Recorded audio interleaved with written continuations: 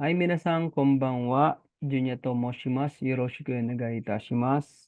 So, pag-aaral po natin ngayon ang Lesson 27 Grammar ng Minano Nihongo. Okay, simulan na po natin. Potential verb conjugation. Kanodoshi po yung tawag sa potential. Then, unahin natin si Group 1. Malalaman natin kung paano mag-conjugate into potential bawat mga verb. So, Group 1, E sounds change to E sounds. So, example, ito is E sound, si I. So, before the mas, dapat nandun siya or marinig natin siya. So, example is haraimas. Haraimas is to pay. Then, paano siya gawing potential? Yung I po, mag-change po siya ng E. So, magiging haraimas. So, hindi na siya I will pay. Magiging I can pay na po siya. Next, si chi naman. Example word, si machimas is to wait. Magiging matemas po yan. Si chi mako-convert into E sound na si te. So, I can wait, matemas. Next three is kairimas naman. So, pansinin nyo, ichiri, before the mas, makikita or marinig po natin sila. So, sila po yung mga group 1. So, before the mas, nandun yung ri, magiging E sound po yan, magiging kairimas. Magiging I can able to go home. Instead na kairimas is I will go home.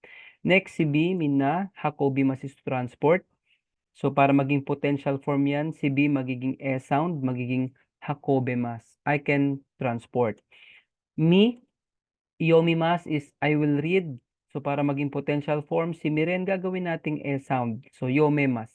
Yomemas is I can read. Next ni, shinimas, die. Shinemas, can die.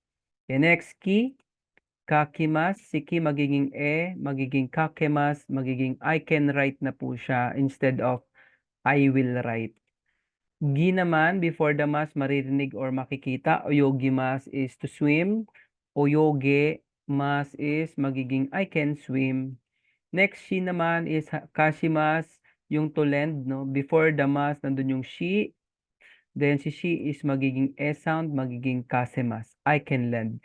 So itong ichiribi minikigishi, ito po yung mga group 1 na I sounds na nagiging E sounds. Okay, next natin si group 2 naman, Mina, paano siya maging potential form? Si group 2, sounds po lahat yan, omit the mas form, then add raremas lang. So, tabe mas, omit the mas, then add mo yung raremas, magiging tabe raremas. Yung tabe mas po is I will eat pa yan, then tabe raremas is I can eat. Next naman, shimemas, Mina, ito yung to close. So, I will close pa lang yan. Then next, shime raremas is I can close. Then meron tayo, Mina, na sa group 2 is mga special. I sound sila pero kabilang sila sa group 2. So, yung kimas, Mina, ito ay yung to wear na group 2. So, magiging umit damas, magiging kiraremas. Ayan. Okay, then paalala ko lang po yung wakarimas po, hindi po natin siya pwedeng gawing wakaremas, no?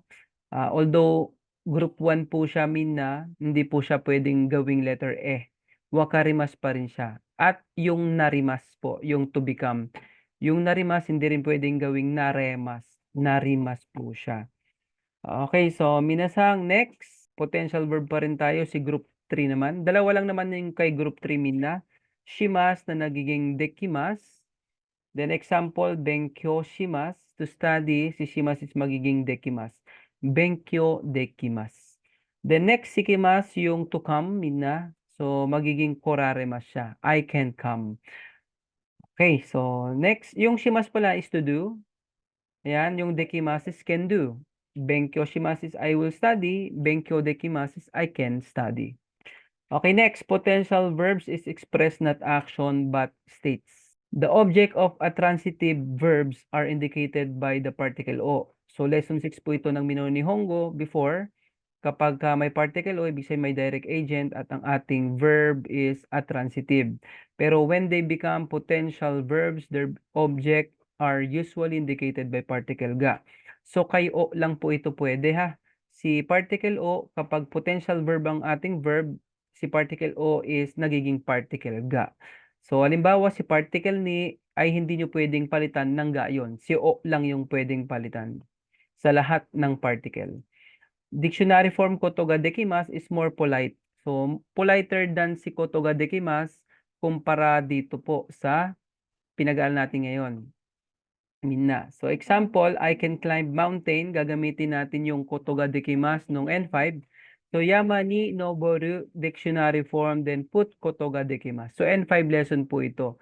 Dahil N4 na tayo, Mina, magiging yama ni nobore mas po siya.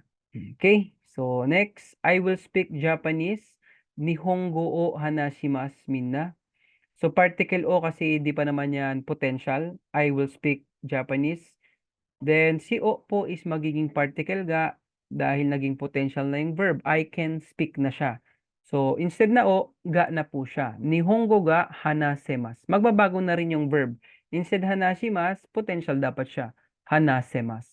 Then, pagmasdan natin ito, minna, yama ni noboru koto ga dekimasu, pero ito, particle ni pa rin siya. Hindi siya pwedeng palitan ng ga. So, o lang po ang pwedeng palitan ng particle ga. Okay, next, Mina. Okay, two uses of potential for Mina. Ability to do something. So, I can make adobo. Magiging adobo ga, particle ga. Then, si tsukurimasu is magiging tsukuremas. I can dance. Magiging dansu ga dekimasu na siya. Instead na dansu o shimasu, dansu ga dekimasu na siya. Then, pangalawa, possibility of the action. Pwedeng mangyari kung sakaling ganito, ganyan. If you don't have a cash, you can pay by card. Genkin ga nakattara, kapag wala kang cash, kado de haraimasu. You can use or you can pay by your credit card. So, kado de haraimasu siya. Hindi siya pwede maging particle ga dito, si kado is a tools. So, particle de yan. Then, put, si I magiging E sound. Magagamit natin si potential form. Okay, ayun. So, halimbawa, kung sakaling uulan, magbabago yung estado, possibility of an action, then hindi ka makakalabas ng bahay. Ayun, so, ame ga futara, dekake rarenai. Dekake raremasen. Okay, next natin, Minna. Miemas is no effort. Wala kang gagawing effort. Example, I can see your friend from here. Koko kara, tomodachi ga miemas. So, wala ka namang effort para makita siya. Nakikita mo na lang siya. Okay, next, mirarimas is have effort. So, ito po yung may gagawin ka para makita mo yung isang bagay. I went to 4th floor. Ito may ginawa ka dito. May effort kang ginawa. Pumunta ka ng 4th floor. Kaya, nakita mo yung fireworks. So, yung kaini itakara hanabiga mirarimas. May ginawa ka kasing effort dito, Minna. Itong isa wala kang ginawa. Kaya miemas siya. The next, kikoimas, ganun pa rin po, walang effort yan. Example, I heard a strange sound. Myo na otoga kikoimas. So, narinig mo lang, wala kang ginawang effort. Basta narinig mo lang siya. Then, yung kikemas naman is meron kang effort. Meron kang gagawin para marinig mo yon. I can hear the music by phone. So, dito may ginawa akong effort. Gumamit ako ng phone para marinig ko yung music. So, then wade, ongaku ga kikemas na po siya. Hindi na po siya kikoimas. Okay, so minasang, thank you for watching. Subscribe to my YouTube account, J Mercado. Follow my page, JNR Online Tutorial, and follow my FB account, Junya Mercado. Okay, yung part 2 po, susunod na po natin, Jikang Gatarane. Minasang, hi, it's Karesama des.